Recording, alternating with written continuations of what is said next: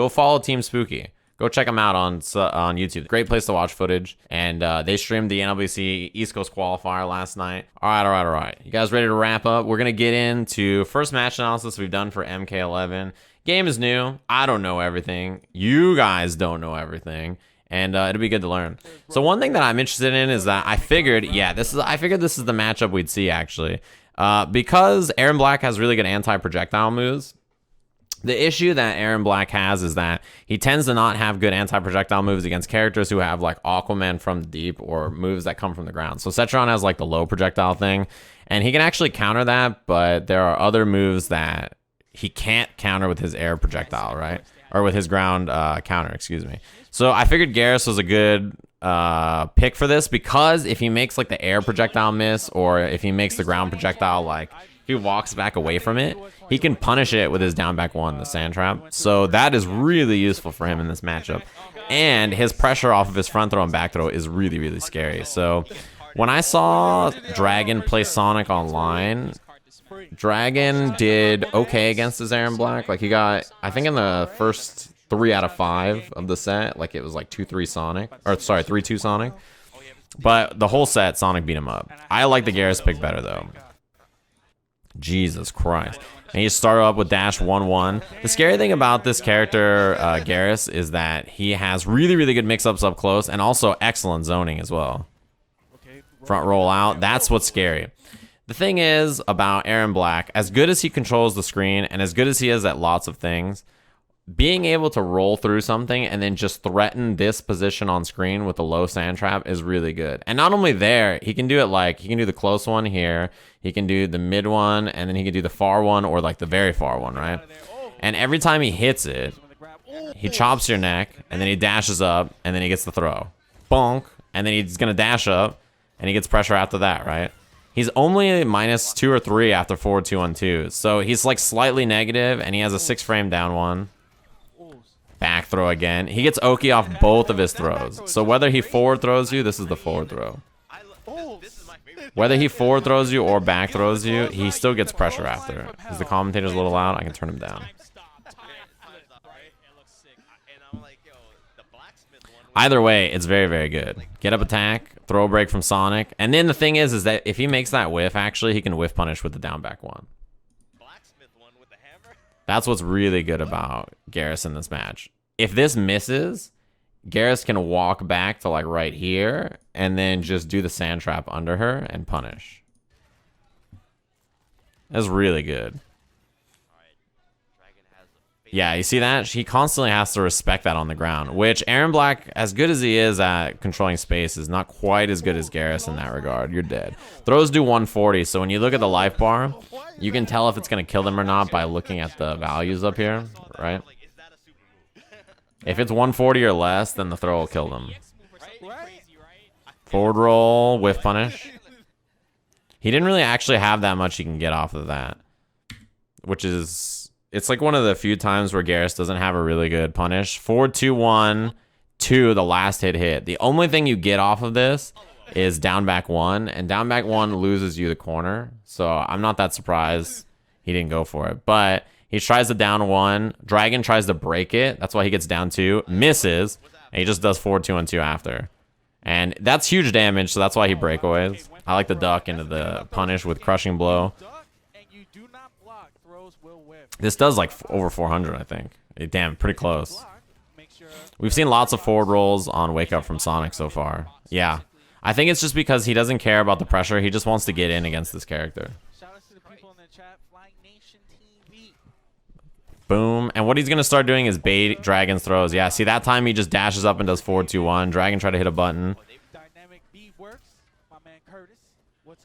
Front throw again. His front throw is just so good. That time jump splash. It beat the wake up attack. Down 1 gives him +3 dash up throw. Geras is just so good. If you try to disrespect the throw and you mash a button and he does forward 2-1, like you're eating 350 damage. If you try to sit there and break the throw, it's 50-50 because both of his throws lead to pressure after. So either way, like you just have to guess one way or another every time he knocks you down. Right, which is super scary. There's not that many characters that are that scary when they get that close. I love that dash onto the other side to get the side switch. It does less damage than the BNB he probably wanted, but it was a good call. Two smart decisions. So knockdown here, forward roll from Sonic again, not scouted. We see Dragon backdash, and I think he thinks like, oh, that's a wake up attack. And he does like his string to try to punish. Sonic goes for forward 2-1. I think Dragon did a good idea here by making this part of the string, by doing the overhead. Because it put himself up in the air, which meant that it was kind of hard for Sonic to cleanly punish this, right? But he still ended up getting a juggle out of it. It's just Dragon tried to make it as hard as he could for Sonic to get what he wanted, right? Boom. Power bomb. Forward 2-1-2. Went for the fist. That fist is a high. So Dragon, that's good matchup knowledge. He does forward 2-1-2. If you see it cancel, he could be doing the low sand spike, but he does go for the high fist. Dragon with the counter. Dash up, delayed button. I think SonicFox did down 2. I hate YouTube VODs. Why do they skip so much these days? Is this a me only problem, or does this happen to everybody? What's going on here? Look at how it goes slow motion, and then it's gonna just teleport us forward. What the fuck's going on? Hold on, let me refresh. I don't understand it. I've been having this problem a lot lately with YouTube VODs, and it's really frustrating for analysis. Why does it do this? Yeah, you see how it's slow motion? It's gonna skip. Yeah, it just teleports ahead. Every time I pause it, it does it. Anyway, what I wanted to talk about was the throw bait that Dragon does here. So I'll just let it play. I'll just let it play out. So notice how this isn't even the situation we were looking at before. You know what? It's all fine. Damn, that was a sick confirm. This is the round before. How about those Twitch VODs, though? The Twitch comp says. Twitch VODs. You know, it's a good thing you're here, actually, because I hate the Twitch VODs. I think they're awful. No, I'm just kidding. What up? How's it going?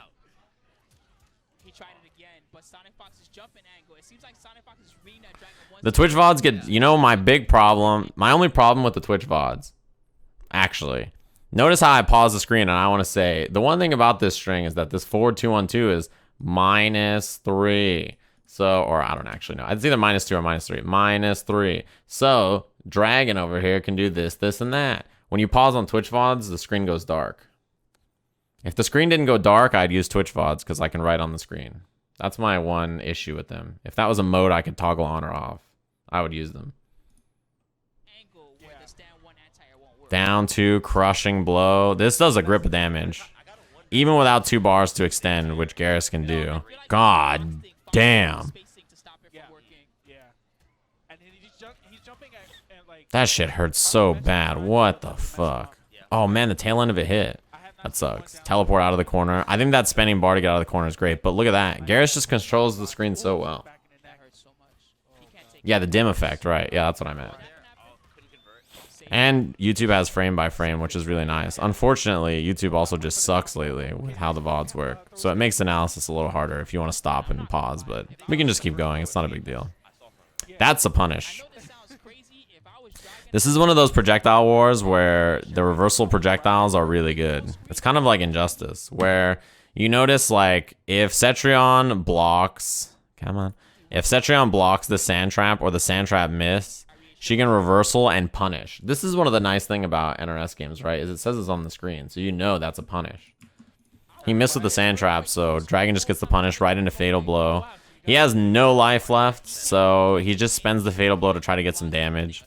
Unfortunately, it does give Sonic Fatal Blow, and Geras' Fatal Blow has a humongous hitbox.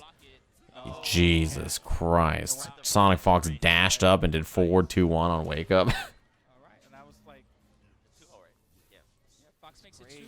It's hard, man. This is one of those matchups where Geras has really good zoning, and his like close range buttons are super buff. This is Crushing Blow. If he wants it. It's anytime it's a punish. Overhead, that's a crushing blow. Doesn't take it. Geras' crushing blows are very strong. You hear about them a lot, and about how people say his crushing blows are super powerful. And the reason behind that is, nice down 2. The reason behind that is that his crushing blows have very easy requirements, a lot of them. They just kind of lead to themselves very, very nicely. That was a really good punish on the landing frames from Dragon. He's actually playing the mid-range game really well. The thing is like he made a read that SonicFox was going to start dashing up to him a lot, I think.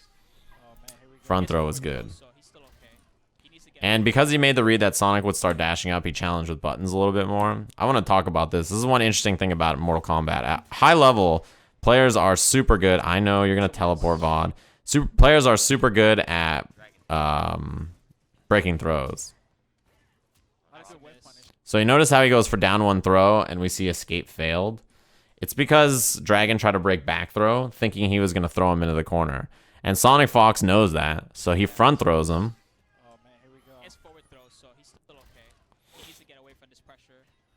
Which is a really good read. It's like Sonic just knows, like, okay, he's going to break a back throw, so I'll just go for the front throw, and Geras gets pressure after anyway, so he doesn't care. See how he front throws him again? Dragon's probably thinking, oh, he's going to throw me into the corner. Down two, down one, you're dead. Scariest part about this game, when you get uppercut at super high heights like that, characters can combo after. Geras gets down one into his back forward two where he snatches you, and it's like a full combo.